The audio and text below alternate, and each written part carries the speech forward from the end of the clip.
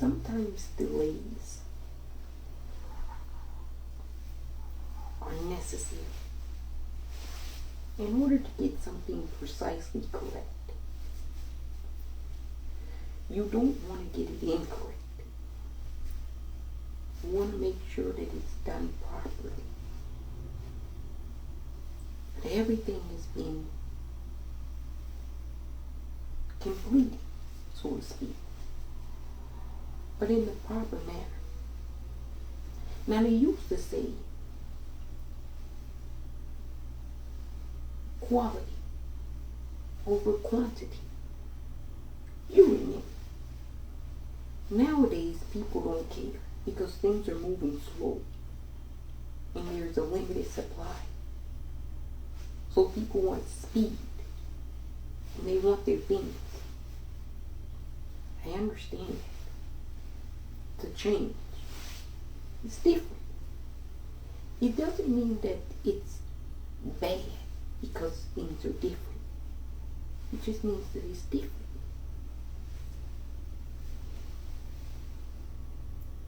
Oberlin. Thank you for the invitation. You know, Oberlin.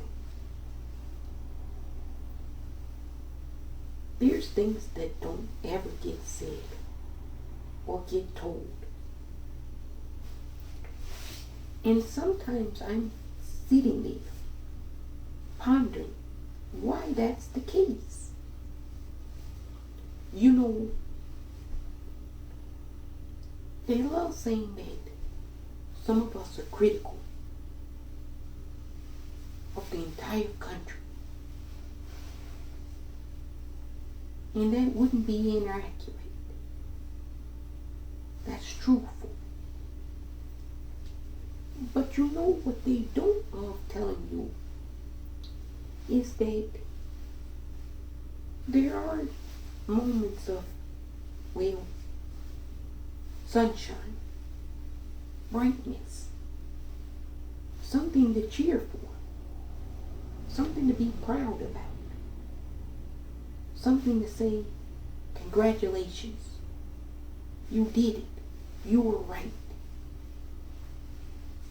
And oftentimes, they're highly critical of us and say we never talk about those moments. So Oberlin, it's winter.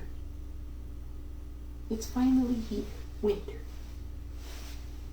And I wanted to share a bright spot in this nation's history because I'm always accused of not doing that. So I wanted to rectify that situation. And I thought of no better place to address than Oberlin College. Oberlin. You know, like they used to say, Joe Friday, just the facts. Oberlin, here are the facts. You were the first university, college, that allowed for African American students to enroll. You were the first college, institution of higher learning in this nation to allow for women to attend college. It was founded as a co-educational institution of higher learning, which in the year 1837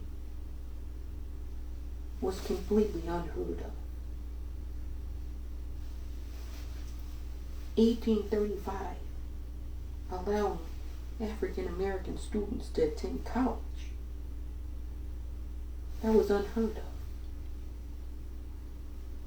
But Oberlin,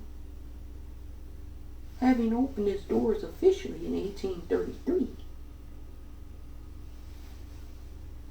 right off the bat, 3 years into the thing. And you're like, yep. Now, I'm saying 1835 for a reason. Because we all know that the Civil War to end slavery didn't even start until 1861. So Oberlin, you know, in Ohio, Oberlin, you're telling me you guys, you gals, you non-binaries, you two-spirited people, you got together in 1835 and allowed African Americans to attend college.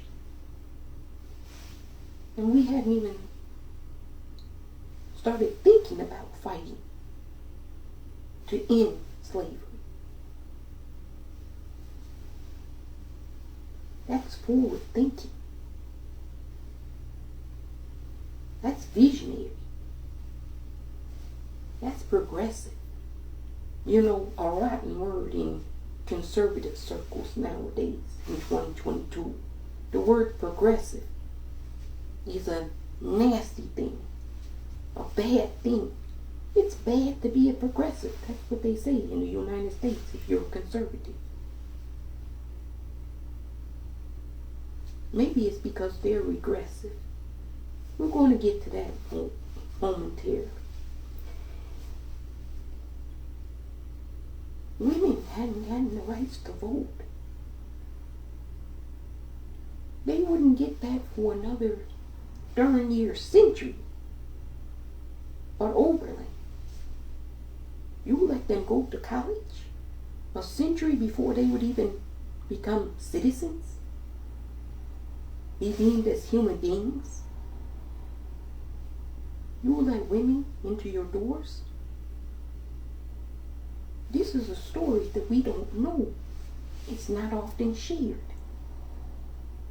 Perhaps Ron DeSantis, after hearing this story, will label it as critical race theory. You know, it does have to do with race. But it's not theoretical. It's more factual. Oberlin, we've already established that you did something that was forward in nature, progressive, unique, something nobody was doing, except for one little place, one little small place in New York. They were hardcore abolitionists. And if you were an abolitionist, also deemed a bad thing nowadays too. You know, they say, abolish the police. Oh my goodness, you're a left-wing radical. They said the same thing when people were saying that they should abolish slavery. They said that you were a radical, a communist, a socialist, a Marxist. So it's nothing new that the crowd that uses all that bullshit calls you the same thing that they always do when you want to abolish a corrupt and atrocious institution that's a tool of white supremacy. They always got the same rhetoric. It never changes with those clowns. We established before they're cuckoo for Cocoa Puffs. We know. Okay. You did something that was newsworthy, even back then. Oberlin, the word, appeared non-stop in one of the most frequent read abolitionist publications, The Liberator. Almost 300 times Oberlin got mentioned in that publication. Now, Oberlin didn't come to the conclusion to just allow African American students into their college. Even in 1835, when they did it, it wasn't like, oh yeah, no biggie. No. There actually was fierce debate at Oberlin. You know,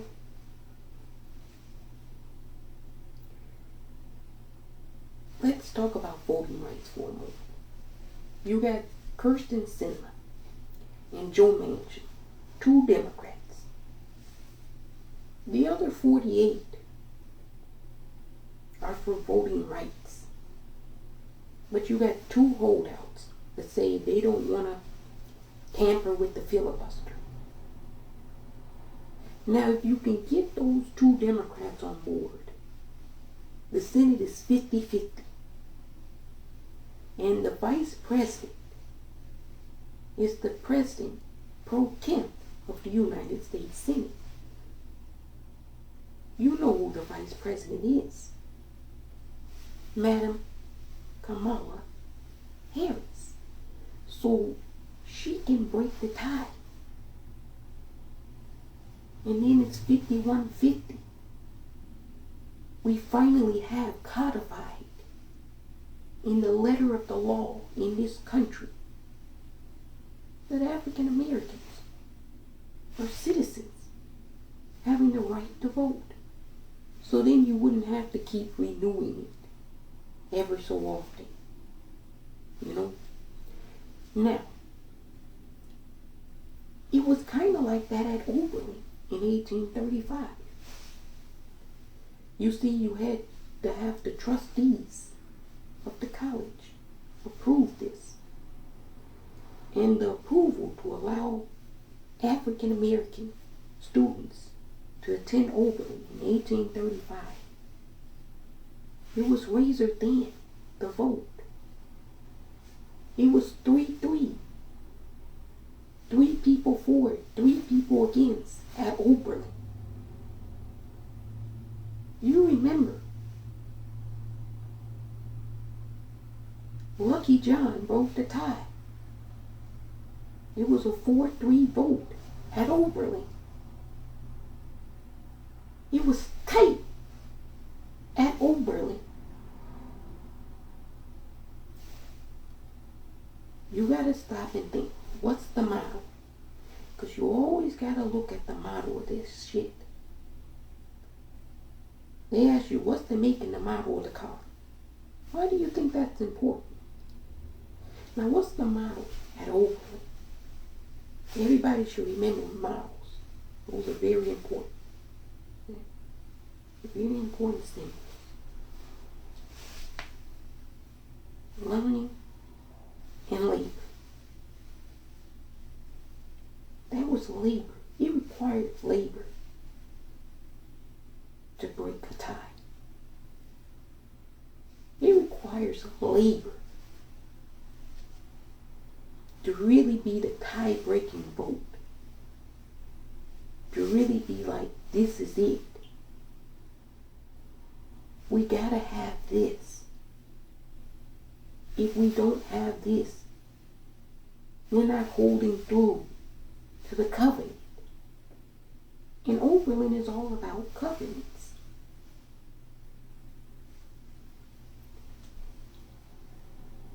So that vote was monumental. They had to do it off-site because they were concerned about violence, racial violence. There were 2 schools previously that had considered it. They had just considered the notion of allowing African Americans to attend.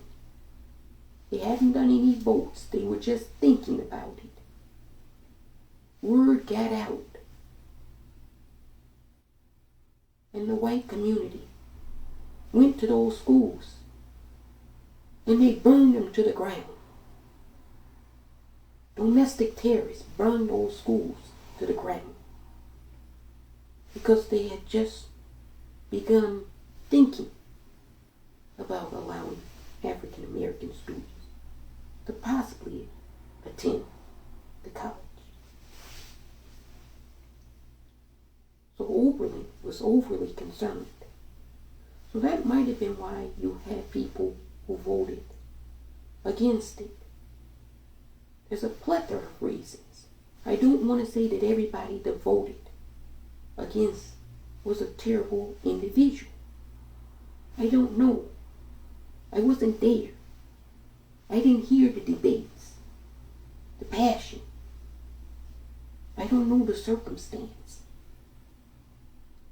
You can't make proper determinations about things if you don't have all the insight or knowledge about something. People do that a lot nowadays. And it's really a disservice to being an intellectual.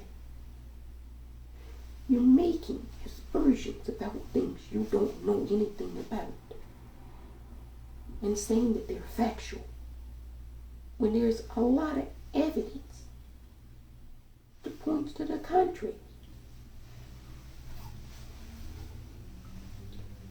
Oberlin, you did something monumental, and you're great. You've shown your greatness by what's come through your doors and what's left your doors. You know, Oberlin has put together so many esteemed alumni and alumnus.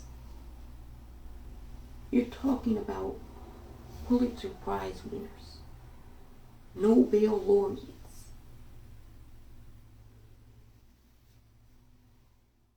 I mean, the list goes on and on. Oberlin, you perfected the model of quality over quantity. It's a small little private liberal arts college. It's not big at all. It doesn't boister like 50,000 students. It's not Harvard. It's not Yale. It's not Princeton. It's not MIT. It's small. In a little small town in Oberlin, Ohio. Now Oberlin. I know what the critics are going to say. You went a little too cuckoo for Cocoa Puffs. You were too leftist. You got out of hand. Oberlin. What's happening out there, Oberlin? I heard about 2013, and I went and did some sleuthing. Apparently there were 2 students who were putting up placards all over the campus. Racist bullshit. White supremacist stuff.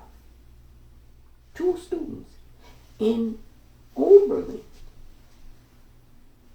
It turns out this was 2 students who did this to try to force a conversation on the campus about racism, systemic racism. Oberlin.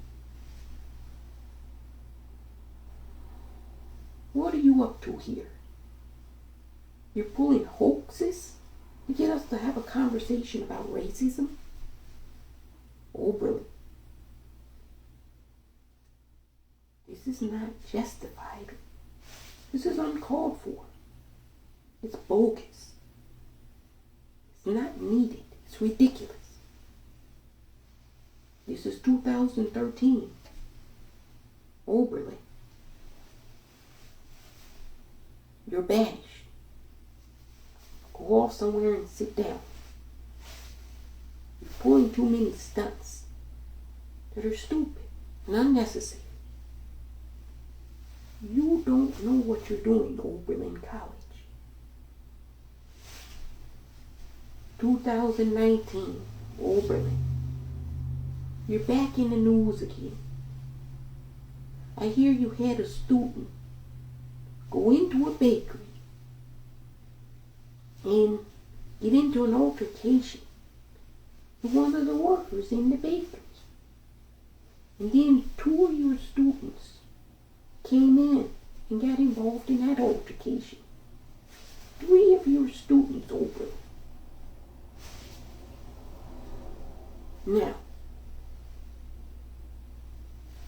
the students apparently initially alleged that, well, they were accused in a racist manner of shoplifting.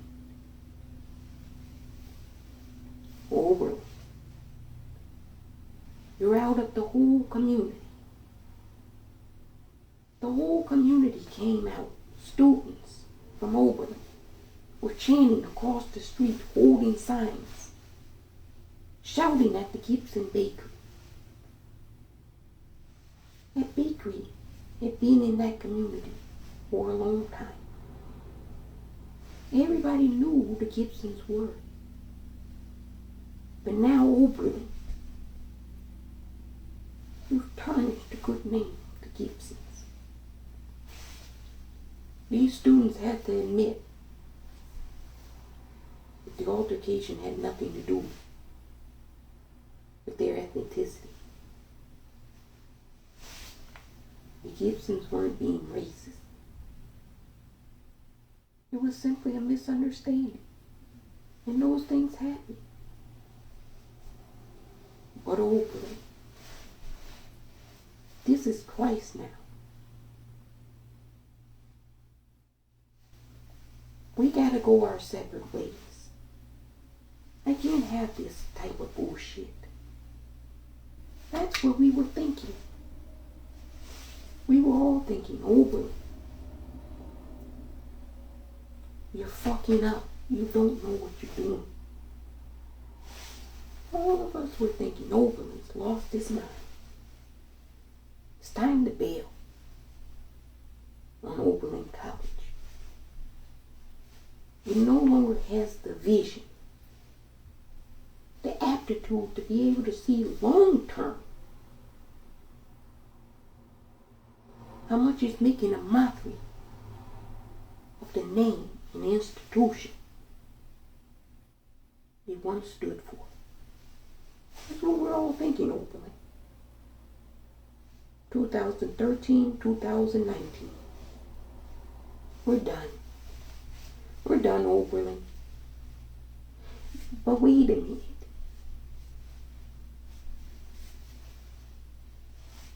My antenna starts to peak up. I'm like, wait a minute. Hold out reservations on Oberlin College. You gotta give special consideration for visionaries. I'm thinking that in the back of my mind. Special consideration for visionaries. Because they see something on the horizon that nobody else can see. And maybe Oberlin has detected something. So I was cautious. Everybody else is like, oh, we're done. You allow those clowns to leave. Because, well, they're not in it. They're not vested in it. They have 401ks and 403bs. They got pensions and retirement plans. They're not vested in it. They might believe in it, but they're not vested in it. Now, here's the thing. You got Barack Obama, who becomes president, the first African American president of the United States of America. This happens in 2008. And you got Donald Trump going around delegitimizing Barack Obama. Not the election process. No, he'll wait to save that to do that to Kamala Harris, the vice president. Now, not the election process. No, whether the legality of Barack Obama's citizenship. You remember birtherism. He's the central antagonist in that story. The president, Barack Obama, is the protagonist. Now, you remember where you had to show a pass, right? South Africa. Now, we're going to have to talk about apartheid. I know, Oberlin.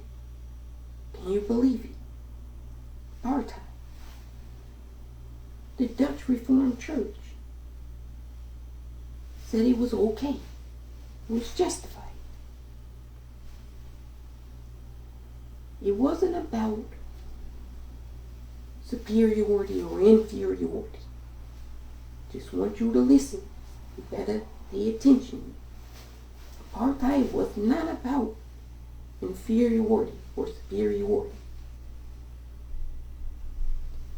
Apartheid was about making sure that a lesser developed group isn't running things over a more developed group. You're not inferior. You're not superior. You're just less developed as a group, collectively. And we gotta handle things. That was apartheid in South Africa. Now, they had a pass system. You couldn't leave your little suburban area where you didn't have very many amenities, to put it mildly. You couldn't leave that area without having a pass. And you would have to show the South African government, the minority in the country, your pass, where you were going. If you wanted to go anywhere, you had to show the pass. And the African women in South Africa, when they proposed it for the women, that's when you started seeing the real shit hit the fan. Because the women were like, no way. We have to do essential work. You think I'm going to show you papers? So, let's go back to Donald Trump. He's asking to see Barack Obama's birth certificate just to verify that he's an American citizen and not a Kenyan citizen. Even though we all know Barack Obama was not born in Kenya. We all got to see little Barry Obama in Hawaii. We all knew his story. Smoking weed, having fun. The community organizer in Chicago. We all knew he was American. But Donald Trump didn't know he was American. Donald Trump was the only American that was confused that Barack Obama was an American. And Barack Obama, after becoming president of this country, do you know what the president of the United States had to do? From the White House, he had to produce, go and find, for goodness sake, you try to go and find anything documents-wise about yourself It's hard to get that shit. He had to go and find not just his birth certificate. No. That could be forged. Remember, conspiracy theories. Conservatives love conspiracy theories, don't they? They said that the birth certificate could be forged. The only birth certificate that Barack Obama, the president at this time, could produce that would satisfy their insatiable thirst that he was an American and not a Kenyan Muslim socialist. He had to produce his long-form birth certificate. Now you go and find your long-form birth certificate and you produce it for me. Tell me how long it takes. With the supply chain issues, it's taking on average maybe about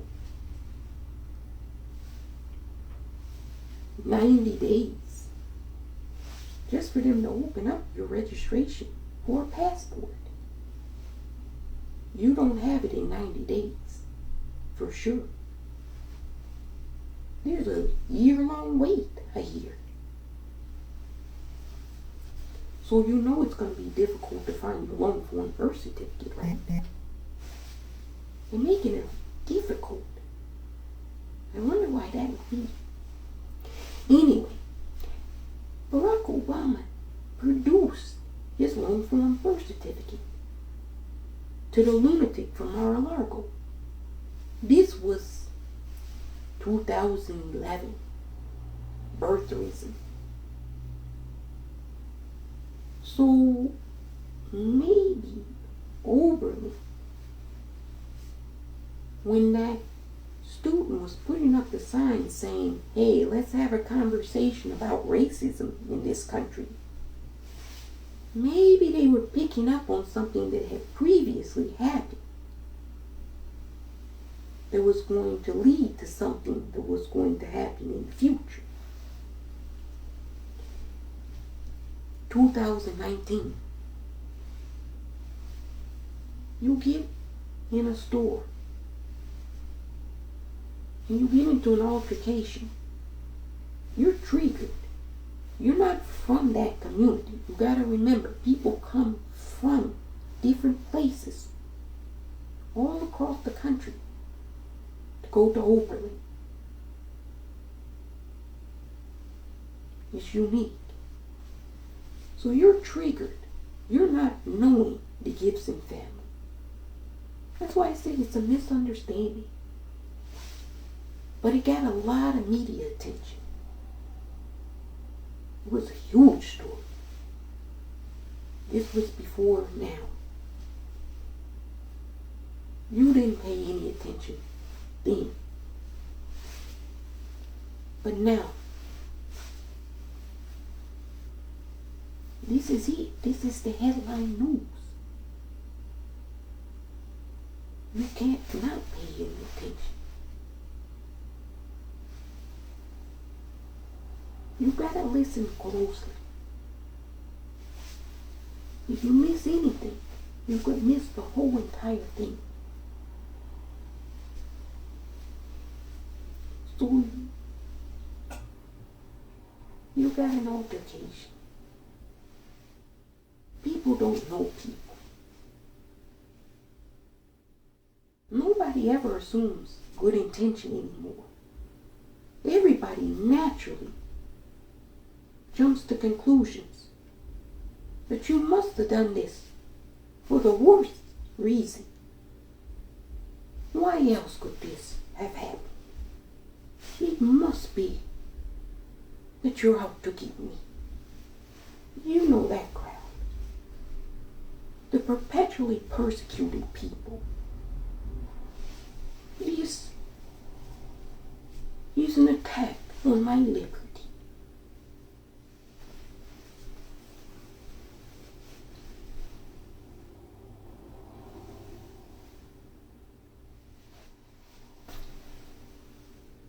Spare us, please, would be my response. Now, altercation, misunderstanding. Because you have ethnicity and race involved, it's going to draw in emotions. Because there's damage there.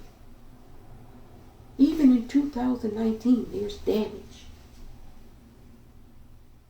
That Oberlin College, hasn't been repaired. Oberlin College knows that the damage has not been repaired. Remember, it's 2019. This is pre-coronavirus. That's important. Because you have BC. You know what BC is. And then you have AD. This is pre-COVID. You're living in post-COVID.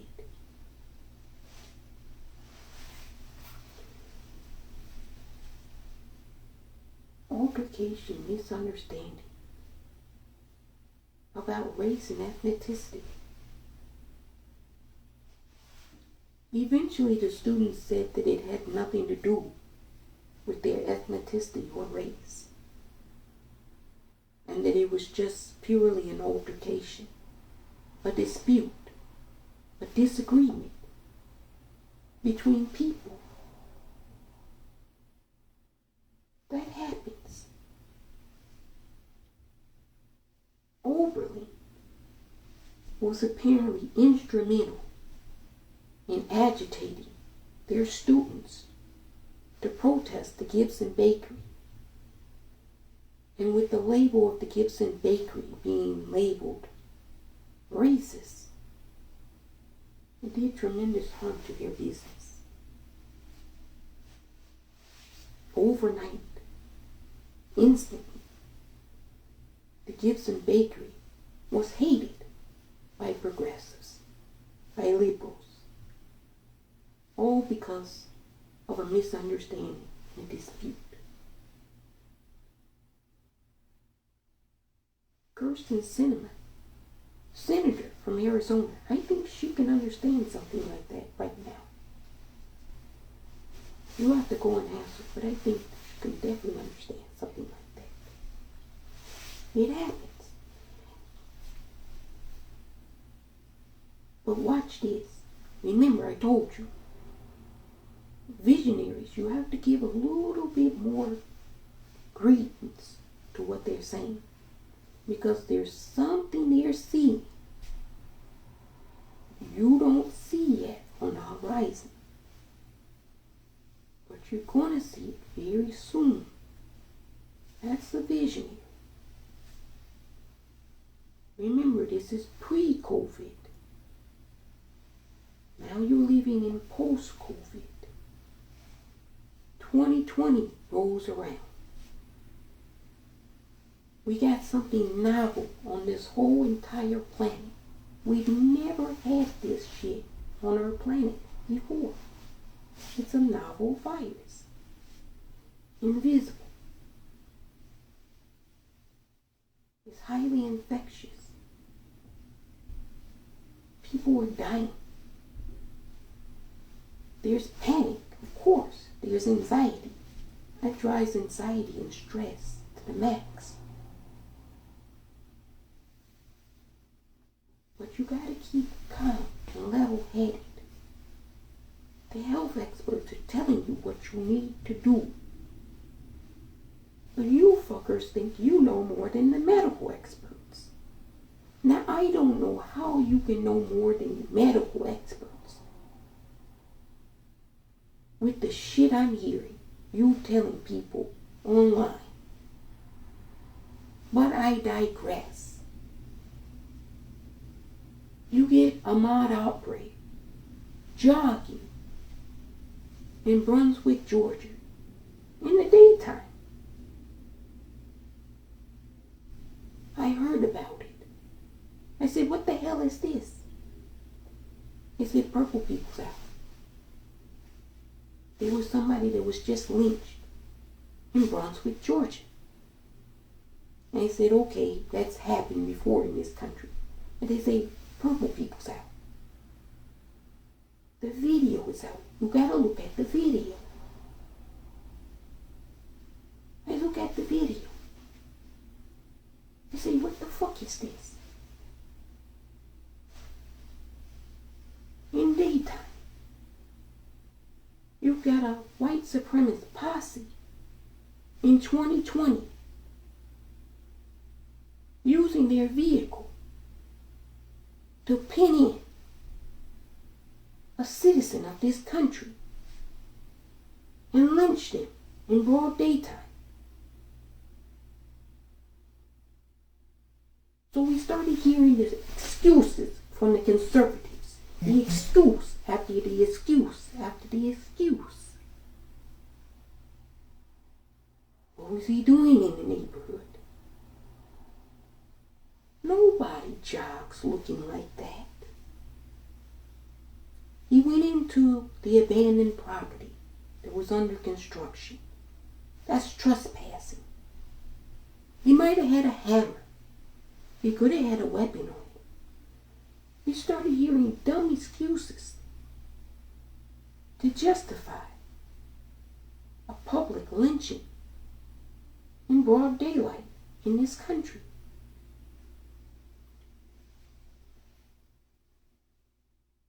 Oberlin was starting to look more and more like they were visionaries. Just like they were in 1835 and 1837. They were telling America, you have a race issue brewing in this country. We see it from this institution, in this small community, where people are integrating and other people are having issues, and they're not talking about their issues. They're just letting it simmer underneath the surface, and it's exploding in certain capacities, and it's not productive to have operation and governments operate like that. Oberlin were seeing it inside their college, and they were saying, if it's happening here, it's going to happen out there. So let's have the conversation in here and solve it in our house, so we can solve it out there in their house. Oberlin. Oberlin. I was with you all along. Mwah. You never doubt your base.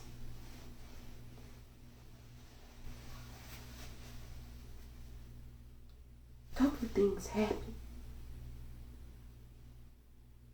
That's why they say it's about learning and labor. We talked about the learning. We haven't talked about the labor.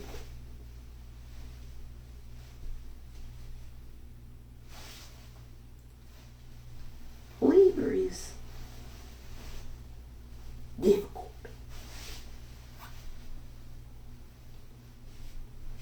You come here through the womb of an individual who can give birth. That's a difficult process. So we know labor is difficult. There's suffering involved in labor.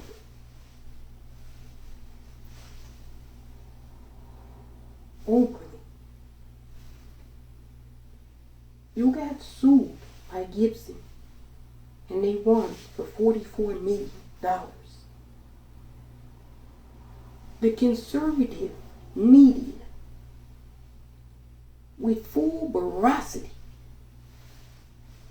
has attacked you for years, decades.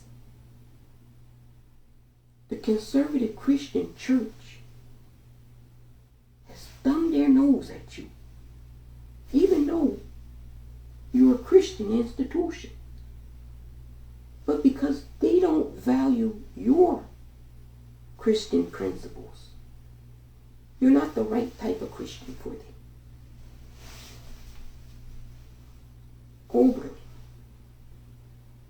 you've labored.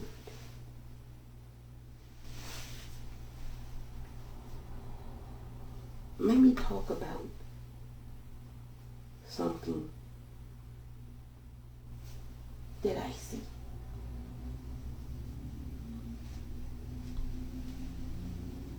You know, there's the president now of China.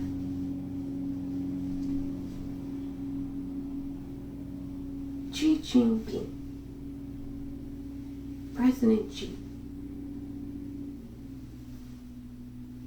Look here. I don't care what you say. Labor is important. And let me tell you why. When you're banished from the communists, you know you screwed up. You know you're about to get your comeuppance. They're not going to send you anywhere nice.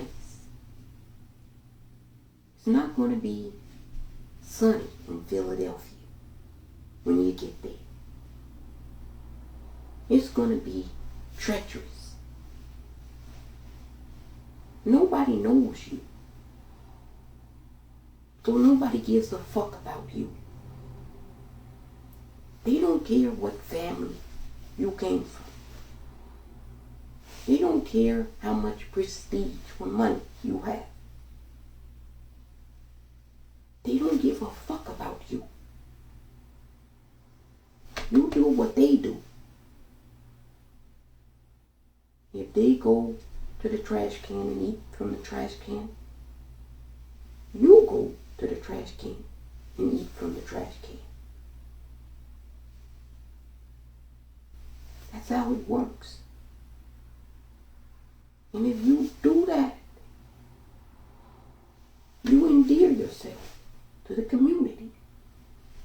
You're like family. Next thing we know, you've been there for 11 months. And you're like, I'm enjoying this.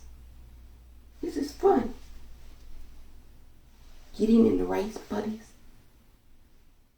Pulling the rice out the water. It's kind of fun. You enjoy it. You sing songs. You daydream. And then you go to sleep. There's nothing to do. You just hear the animals. There's nothing to do. There's nobody coming for you. You're stuck there. And every day you just do that. You go to the same trash can. You get the food and you eat it. You make friends with the people who stand by the trash can and make sure that nobody else can just stay at the trash can and eat all the food. You make friends with those people.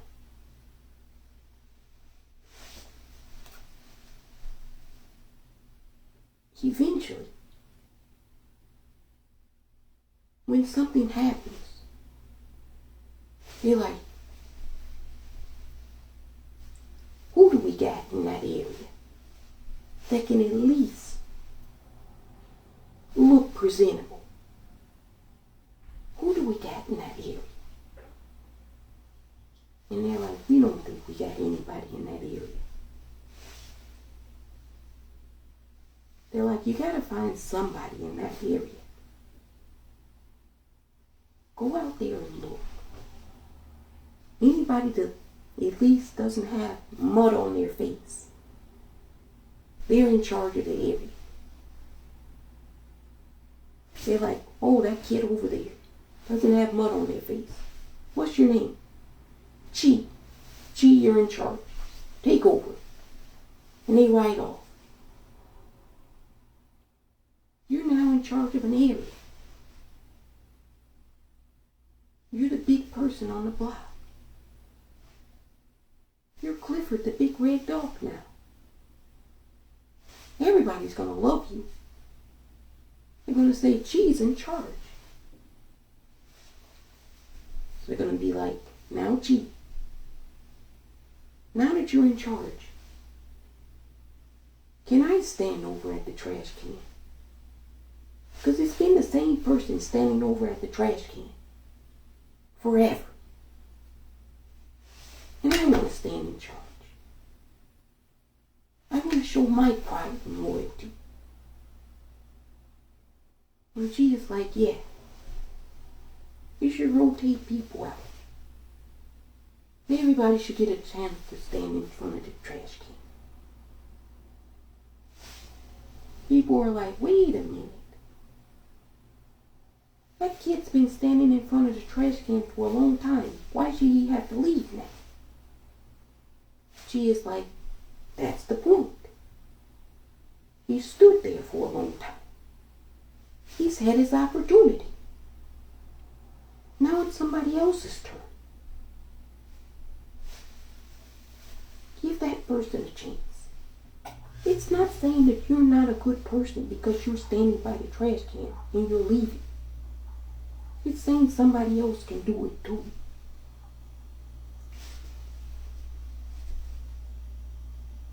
They got to think about it. They'll consider it. But what they won't consider is she is the leader. And she gets final say-so. And she makes the rules now.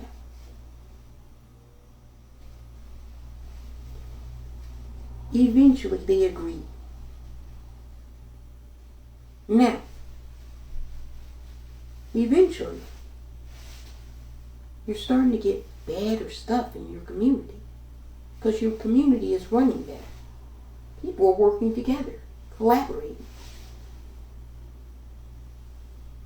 One of the worst, poorest areas is starting to show a little hope, a glimmer. Nobody can believe it. They're like, that area? Something good's happening in that area? No. Send some people out there, right out there. Nothing good can be happening there. And they go. And they're like, look at this shit. How are they doing this shit? How did they have that over there? We don't even have it. And the troops are like, what the fuck is this shit? Who's in charge here? They didn't even remember who they left in charge there. They didn't give a fuck about the place. And everybody is like, Chi's in charge. You go speak with Chi. But before you speak with Chi, you speak with us. And we determine whether you can speak with Chi.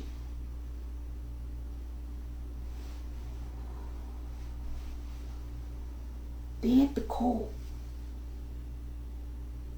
headquarters and ask for permission.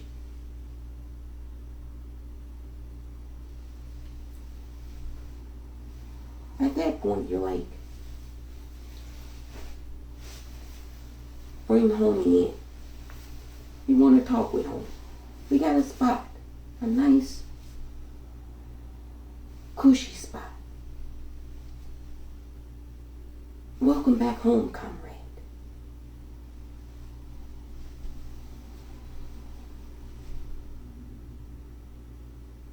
Quality over quantity.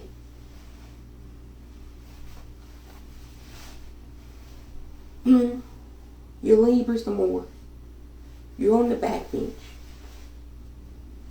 You expect to be on the back bench because you're happy to just be on the bench. You're back in. They brought you back into the party. The party is on its deathbed. Nobody wanted to be a communist. communism was over.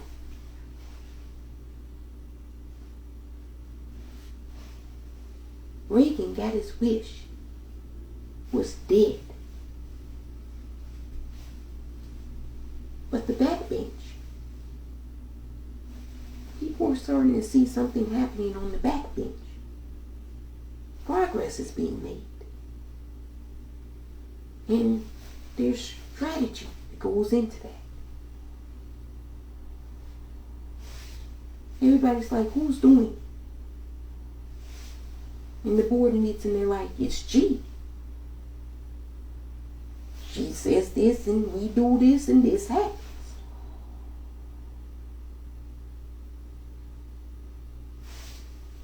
You know, the garbage can. That dude is the president of China right now. The garbage can boy.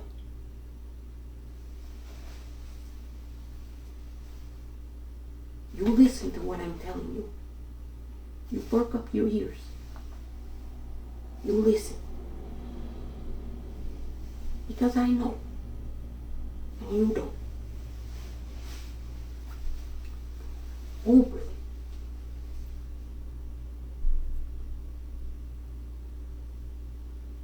You got George Floyd.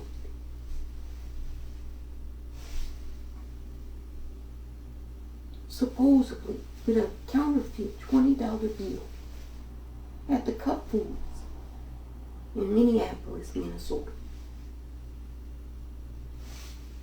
And the cashier thinks that it's forged and calls the Minneapolis PD. An altercation ensues with the Minneapolis police between them and George Floyd.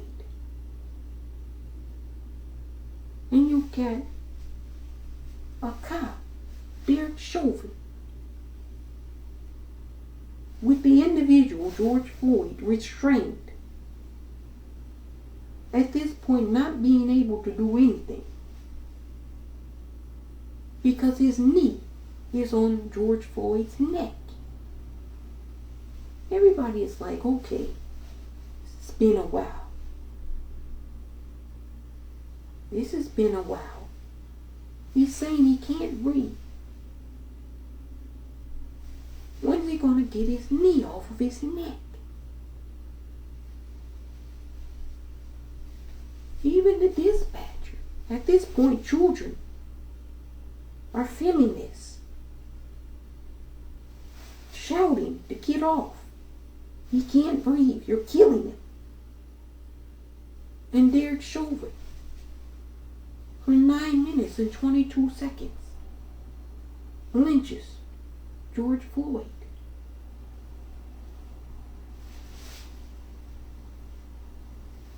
We all saw the video. We couldn't believe it. Ahmaud Arbery and George Floyd in a short time frame. We all knew what was happening again in America. But then, when we heard about Breonna Taylor, it confirmed it. It confirmed it.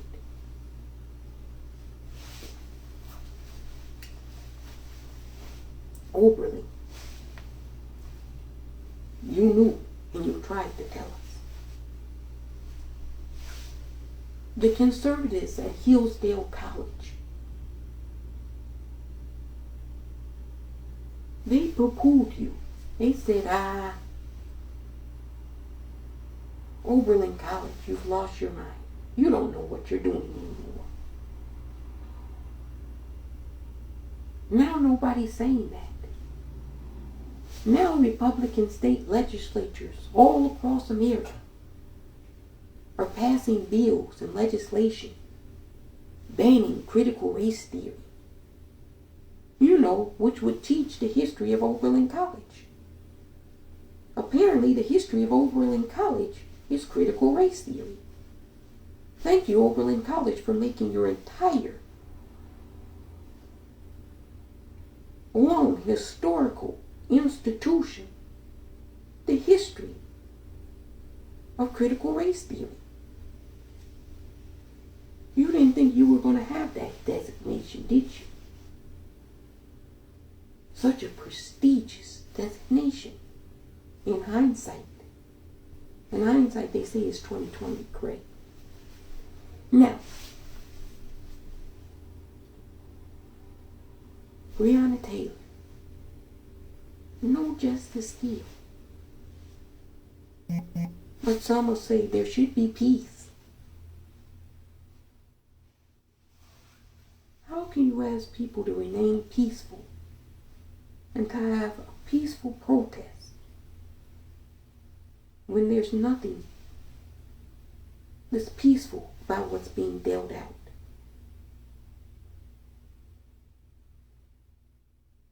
They're being violent,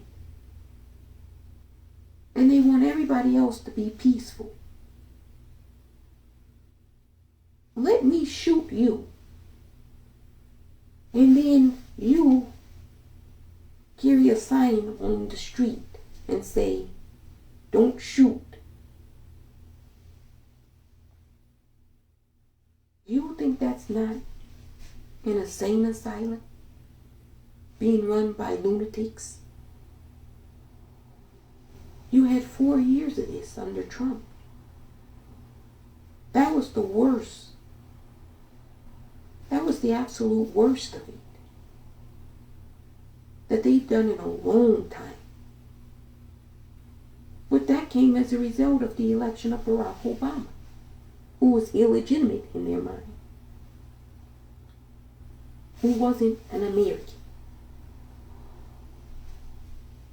He wasn't a patriot like they were.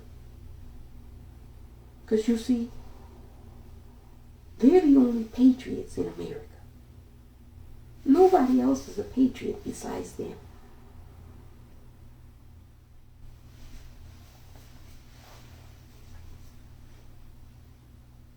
President Biden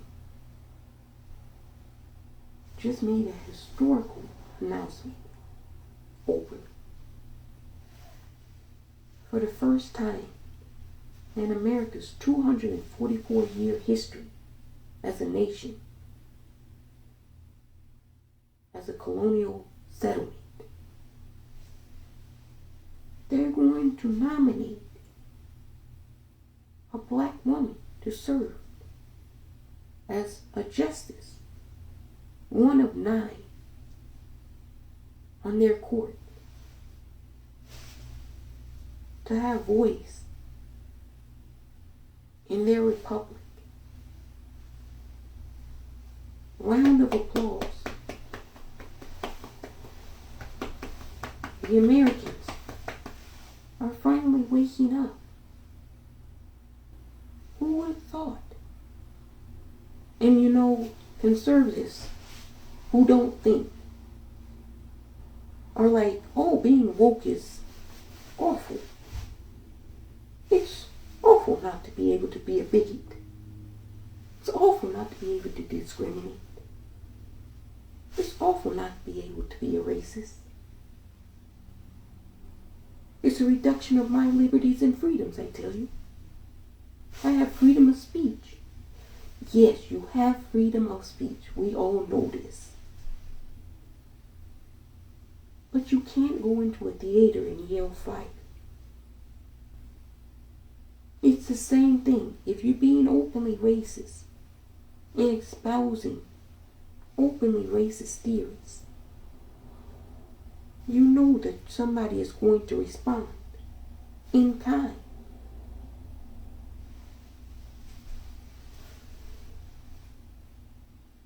Oberlin, you saw it. You had the vision. You were right, and they were wrong. And they can never be wrong about anything. So, in order to not be wrong about anything, they have to make up conspiracies. There's a conspiracy lurking beneath everything that conservatism does nowadays. They say, Oberlin, you committed hoax. You did something that was, well, not truthful. You misrepresented it. Okay. We can agree to that. Oberlin, you should fire back. You should go. You misrepresented for now more than a year a legitimate and free election in your own country. You stated that there was widespread voter fraud when you haven't been able to prove that claim. You've done that. You stormed the United States Capitol based off of that lie and terrorized the entire republic because of that lie. Oberlin, Gibson Bakery, they won $44 million because overnight you instantly changed the way they forever would have to do business. Donald Trump owes so many Americans so much money. I don't think people can fathom yet how much he owes. His entire family should be sued. Paper should run dry on the entire planet the amount of lawsuits that family should receive. All of the Washington, D.C. Metropolitan Police have a lawsuit. He traumatized the whole entire police department with that January 6th bullshit. And those people came there because of his lie that the election was stolen.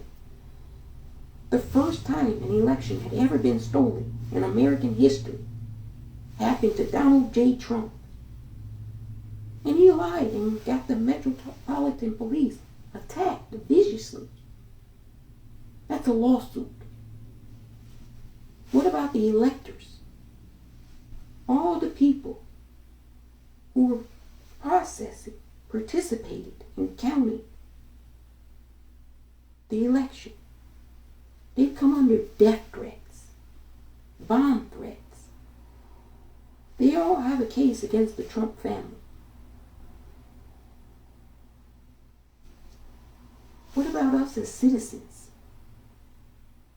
We have a case too. 81 million of us voted for Biden-Harris. We know we did. Yet he's saying 81 is not bigger than 75. He got 75 million Americans to vote for him, give or take. Now, every last one of us who voted for Biden-Harris, who were traumatized by the events and circumstances surrounding January 6th, should file a class action lawsuit against the Trump family for traumatizing us as citizens in this nation.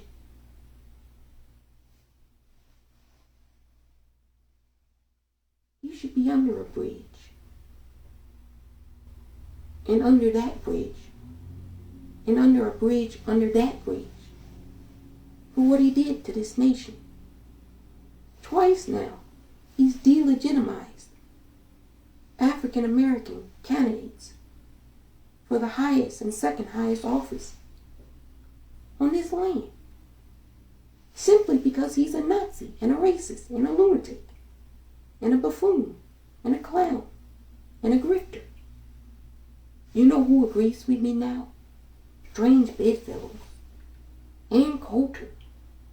And get this, even now Katrina Pearson, she said there's crazies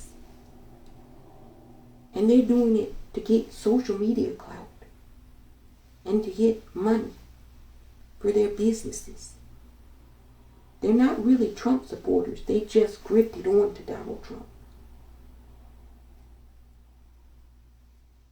I wonder why that would be the case. Maybe because Donald Trump is the biggest grifter there is. I mean, February. Next month. I think very shortly into the month. He's going to grift into social media. Haven't you heard the news? He's got a new social media platform. It's going to go about as well as the university, the Trump hotels, the golf course, the wine.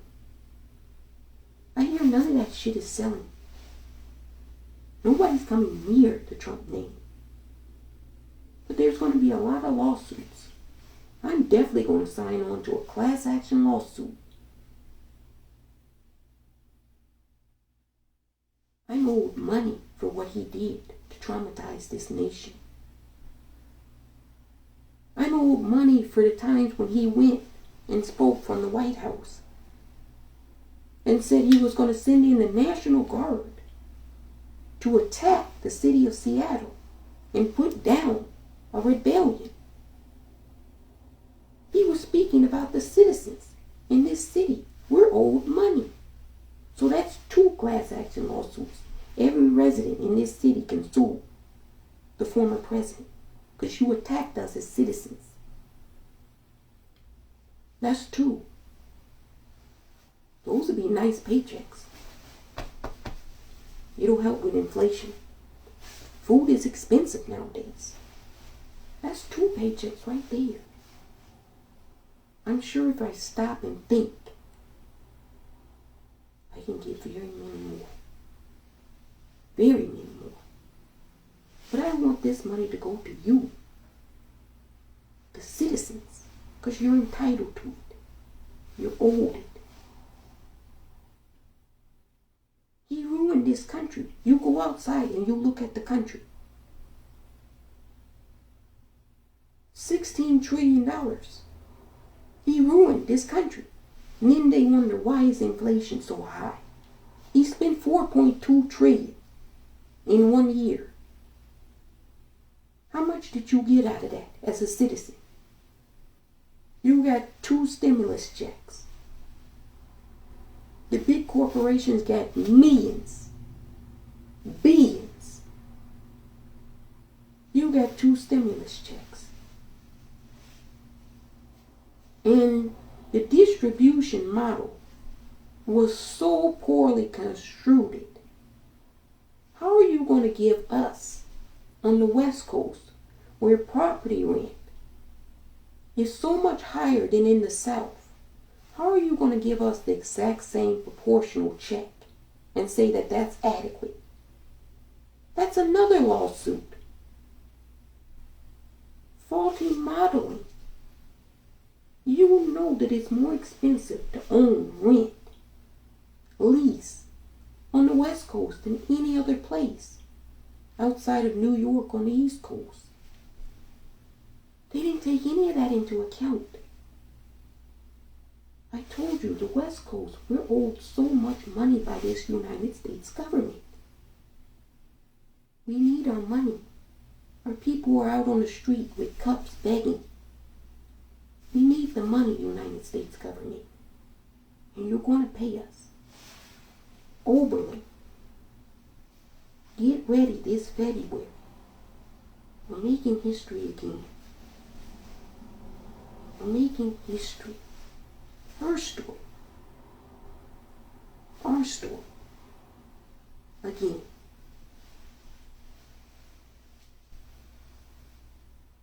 We're going to present a deal.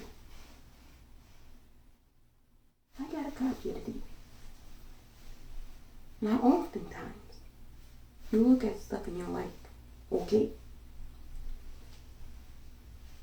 But when I saw this, I was like, this is nice.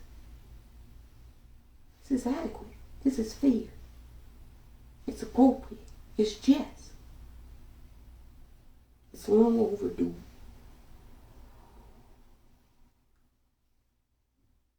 Oberlin, I can count on you to assist in selling this deal.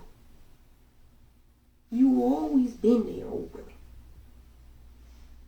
You've always been correct. But you've been on the defense, Oberlin. In a nation where you want to be on the offense. We're tired of playing defense. You want to go on the offense. Oberlin, we got this.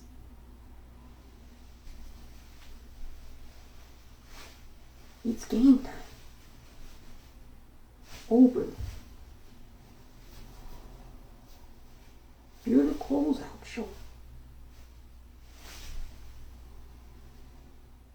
We didn't even know we needed a closeout show. Oberlin, you're the closeout show.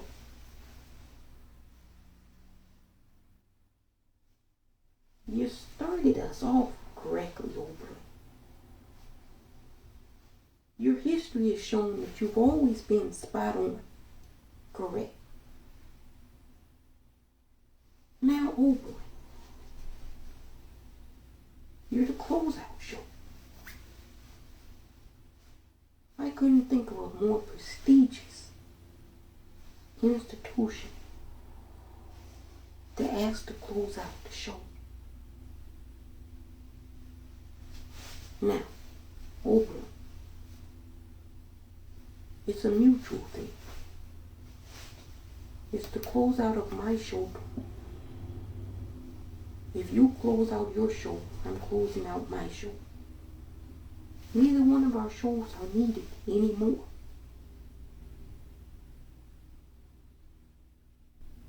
You know, you cannot keep saying,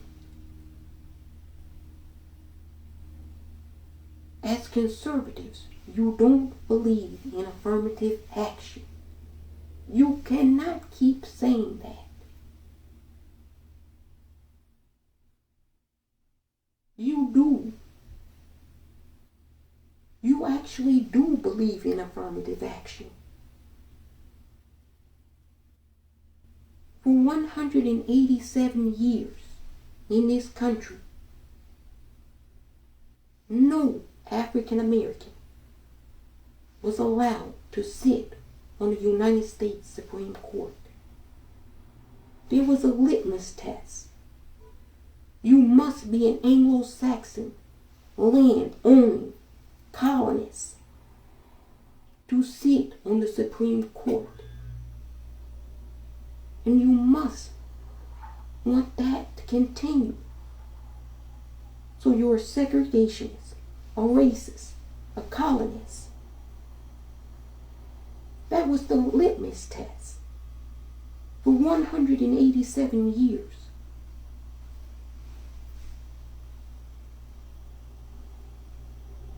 There's no asterisks by any of those laws, any of those names in our history books. None whatsoever. Now, Ilya Shapiro recently stated that he thinks there should be an asterisk next to the first black female Supreme Court nominee because it's affirmative action. It's a quota. It's a litmus test. Well, there was a litmus test for 187 years, Ilya Shapiro. Are you saying that this is the beginning? The first year of a new litmus test? And that we'll go 187 years appointing only black female Supreme Court justices in America? Oh, that's a beautiful new beginning, Ilya Shapiro. Thank you, kind sir. This is wonderful. Maybe that's how you restore justice. By doing the same thing that was previously done. Not everything. But dealing with things that should have been done, that never were. Oberlin, you knew this. You said everyone should go to college. It shouldn't just be for certain people. You were ahead of the season. Everybody else was like, that's dumb. Certain people should go to college because of who they are. Their legacy.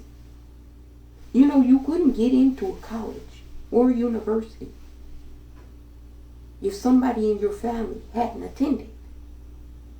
It was called patronage. But now conservatives want to call it merit. They want to say that's meritocracy. Hundreds of years of patronage has now turned into merit. Interesting. So if you couldn't get into college because you didn't know anybody who ever attended the institutional college, you were at a disadvantage. Anybody want to dispute that? Go and look up the word disadvantage. So now to say that universities shouldn't stress diversity, equity, inclusion. Well, conservatism had no problem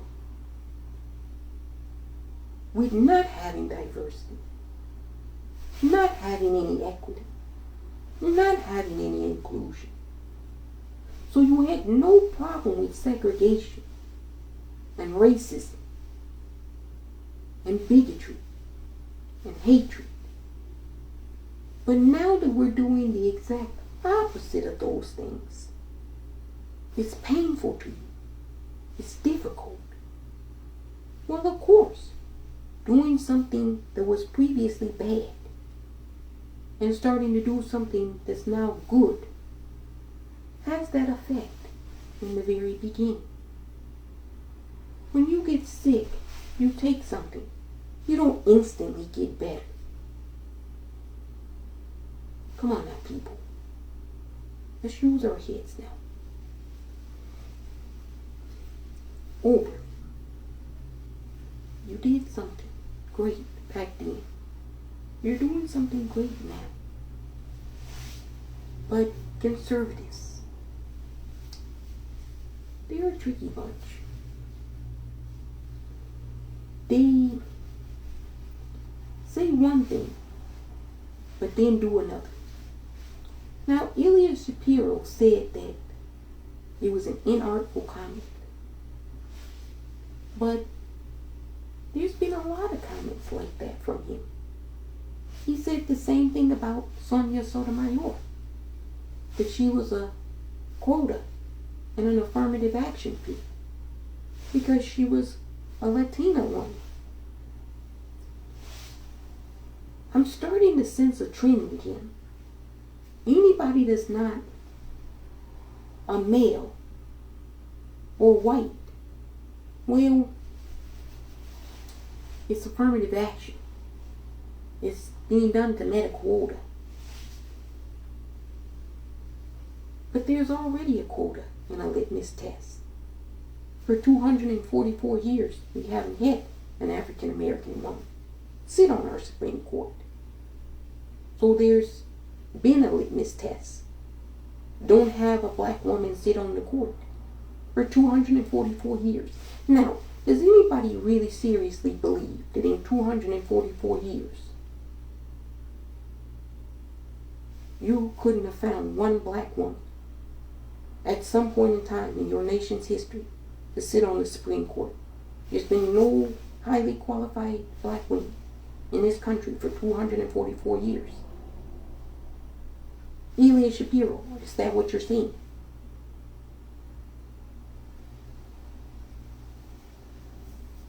You said that she would be a lesser pig. Now, where have I heard that before? Oh, apartheid. The Dutch Reformed Church said that apartheid wasn't about superiority or inferiority. It was simply about a lesser developed group being allowed to govern over a more developed group. She's a lesser pick. It sounds like Elia Shapiro thinks that women, black women in particular, are not intellectually capable enough to sit on our Supreme Court after 244 years. That's the only thing that I would get out of this. And why is that important? Why am I bringing up Elia Shapiro? Because this is the type of individual that's a stone cold white supremacist. But you don't know that Elia Shapiro is a white supremacist because he wears a suit and a tie, maybe a bow tie, and he went to prestigious law schools like the University of Chicago, and he has so many awards from prestigious institutions. That's not your typical white supremacist. No, your typical white supremacist is in the hills of West Virginia playing the banjo. At least that's what they told you. No, Elia Shapiro is the individual that pumps out white supremacy to those individuals. You know that Elia Shapiro sits on the Virginia Commonwealth Commission for the United States Civil Rights. He's an advisor to that commission for the United States Civil Rights Commission. Now do you understand why you haven't been able to get anything in this country that you were promised or that you were owed? Elia Shapiro has been cock-blocking it. He's been cock-blocking reparations. He's been cock-blocking diversity. He's been cock-blocking equity. He's been cock-blocking inequality. He's been cock-blocking inclusion. But are you really surprised about this knowledge or information? If so, raise your hands. This is not critical race theory. This is current American news that they won't share with the general public for fear. The Supreme Court is set to review affirmative action. Conservatives alike, it's a double standard. We should do away with it. You do understand. Folks wouldn't need affirmative action if there wasn't racism.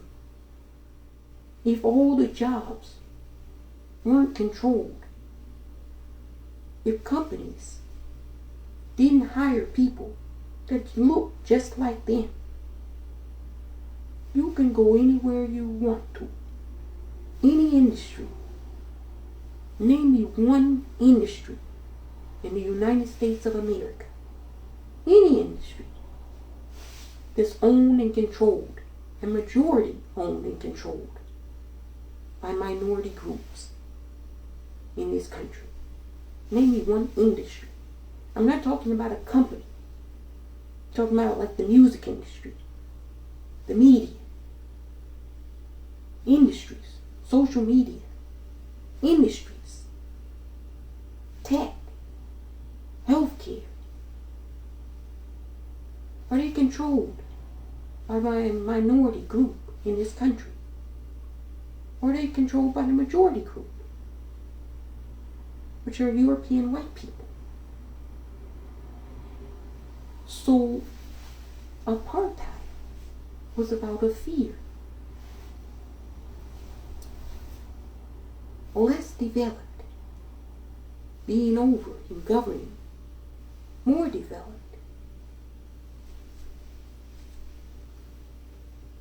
But they don't want to do affirmative action. But you know what they also don't want to do too? Is repair. You can't say that there was no issue or no problem for 187 years. That's a long time to have a head start. And to say that there should be no recourse put in place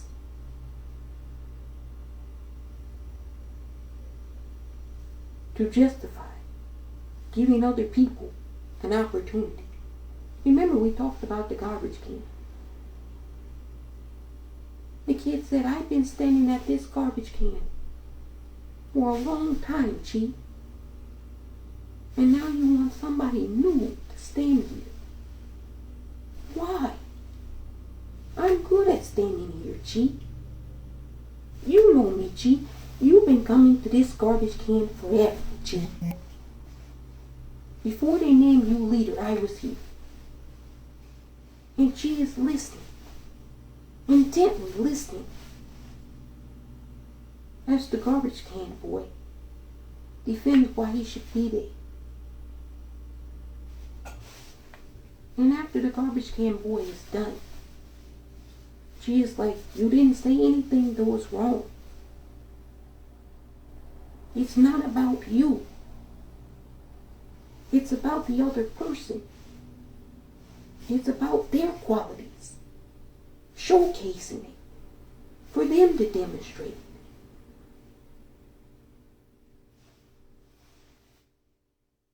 You can still be here. You can do something else. You don't have to just do this. This is not your only functionality.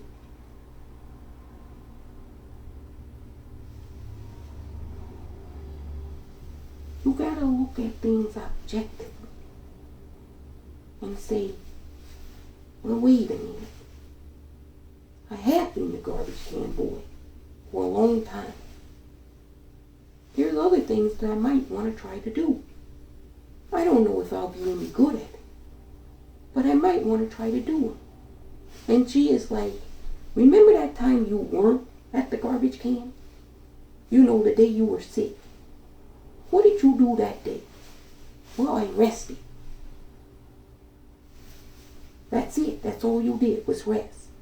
Yeah, I get tired being in charge of the garbage can. So, well, what about starting some kind of rest retreat for people who get tired and they don't have a place to go? What about starting that? There's a lot of people in the community that used to be garbage can people. They're elderly now. You can go and work with them. I had never thought about that, Chief. Thank you.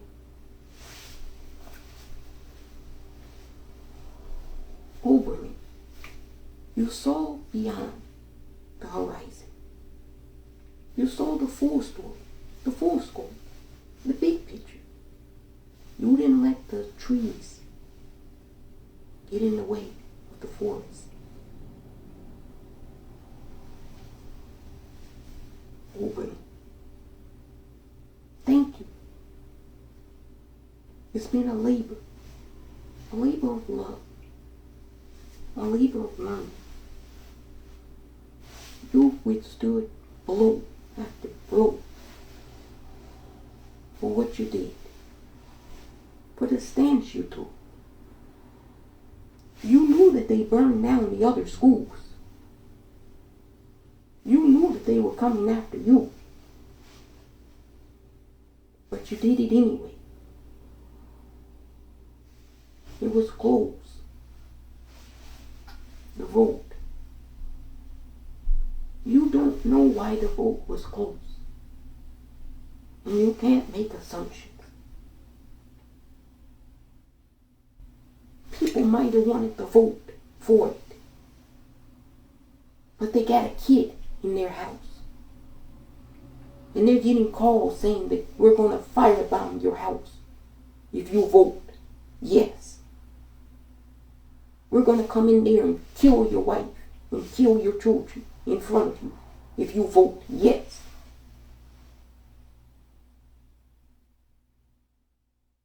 Fascism.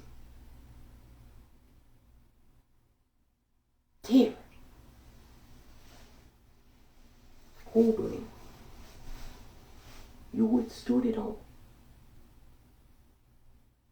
You made us great. You know when they say legendary, prestigious, noble, forward-thinking, great. Individuals graduate from institutions and go on to collectively, or sometimes independently, do great things. And those individuals who graduate from certain institutions, when they do those things, they honor the institution, the name, Oberlin. It means something. You graduated from Oberlin. You're Oberlin forever. You're down. You're down like Charlie Brown. You know. Oberlin. Let them say what they want. And they will. They can shout. They can pout. We've seen them get violent. You saw they tried to run the bus off the road in Texas. They came into Portland with paintball guns shooting the residents. They went to the Black Lives Matter protests and murdered 2 individuals and justified it because it was them. You know. We've seen this terror before. They went into Tulsa, the North Greenwood village. It was affluent in the 1930s, and they burned it down.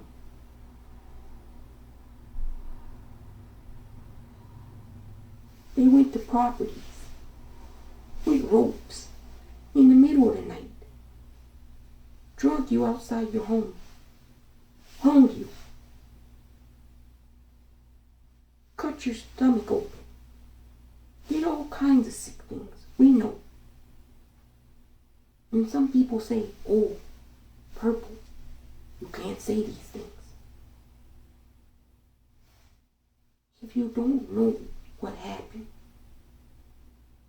it'll happen again. Maybe not the exact same way, but very similar. Oberlin, you've been saying we need to have the conversation. Not about critical race theory.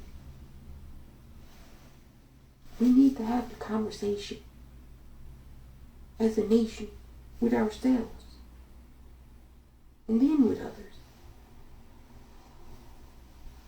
America loves to handle racism out in public. Do you see any other business handled in the general public? Everything else is always handled privately. But Americans love talking about racism in public. Before you can have a public discourse, you have to do it internally. Oberlin wasn't saying, America, we need to have a conversation in 2013.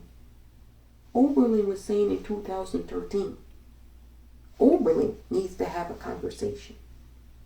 We, as a community, inside our campus, inside our walls, need to have a conversation.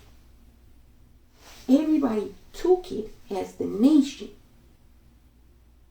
but it was an internal thing. You have to clean yourself out internally for the external things to look better. Oberlin wanted to have the conversation. You guys weren't ready for it. They were talking about diversity. They were talking about equity. They were talking about inclusion. Now you know it as DEI. But Oberlin was talking about it long before you knew it as DEI. Now conservatives are saying we don't want diversity. We don't want equity. And we don't want inclusion. We want to reclaim America.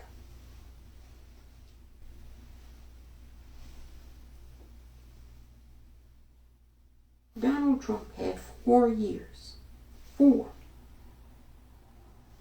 To do whatever he wanted to do to this country. Remember, he was the businessman. He sold us on, he knew how to handle crisis. He's been a businessman his whole life.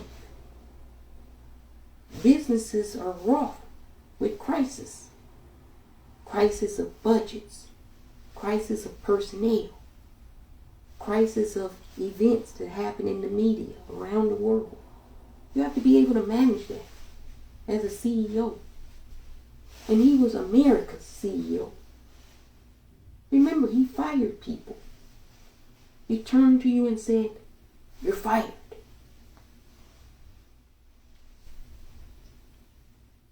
So he should have been the best equipped, in his mind, to handle everything that happened in those 4 years. There should have been nobody in the stores fighting over toilet paper because there were shortages. That happened in 2020. Not under Joe Biden. That happened under Donald Trump. Let's get the facts right. There were people hoarding and fighting over toilet paper in your local grocery store. There were people fighting and hoarding bleach, latex gloves, hand sanitizer. Remember the individual that went to the Dollar Trees and bought up all the hand sanitizer, had it in his garage, and was selling it at markup price on Amazon? People were literally paying $200 for hand sanitizer in 2020. That happened under Trump. Now conservatives have noticed inflation. Now that their governance model has been shown to be a complete disaster. Now they want to complain about not being able to go to the store and get bacon for under $30. Oh my goodness, I can't have my bacon anymore for $30. I have to pay for bacon. Maybe it's because everybody that worked in the meat packing industry, in the meat houses, they were dying, dropping dead. And you remember what the president did at that time. He signed an emergency executive order under the Defense Production Act to force those few remaining workers who weren't sick to go back into those meat packing houses. And a lot of them died. They contracted the virus. But this government forced those people because they were undocumented. They're not completely human.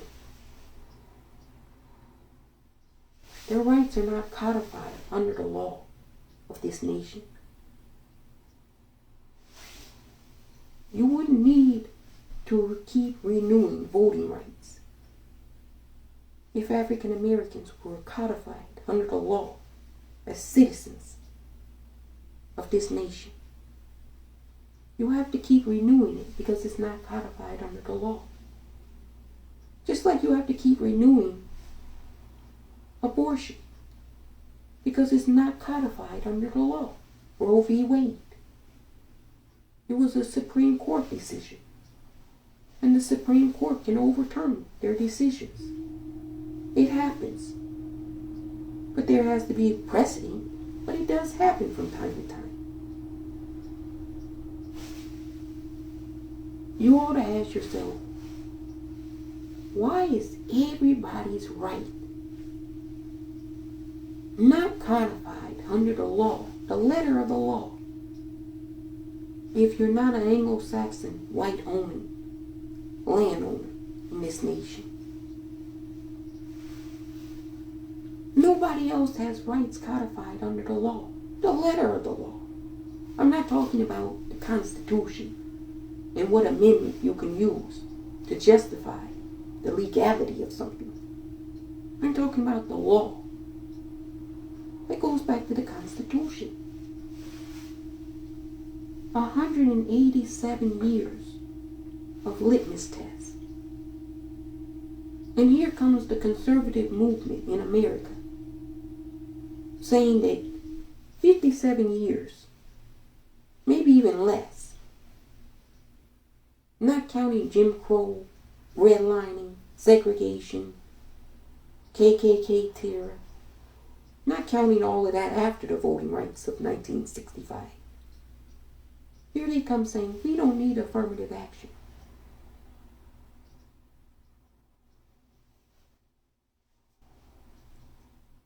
Really? Really? Then tell us why you're kicking students in Texas who happen to be transgender off of school sports teams if you don't need affirmative action. You know, in affirmative action, some of the laws, the titles, you can't discriminate on the basis of sexual orientation, gender. In Texas, they're passing laws around that, saying that your student, because they're transgender, they can't play on any sports team. In North Carolina, they said you can't even go to the bathroom in your school. I guess you're supposed to take a bucket out.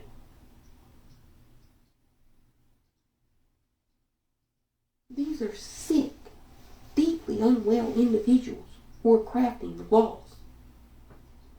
You want to know who crafts that kind of legislation? Who thinks it up? Who writes it? Who litigates in the Supreme Court against your judicial, your human rights? Ilya Shapiro. He's the dude at Cato Institute. Professor now at Georgetown Law. He's the dude. Oberlin. They got Ilya Shapiro at Georgetown.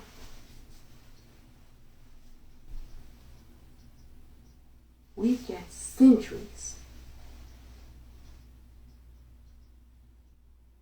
of goodness. And Georgetown, you disgrace yourself with Ilya Shapiro? It's not even going to be close.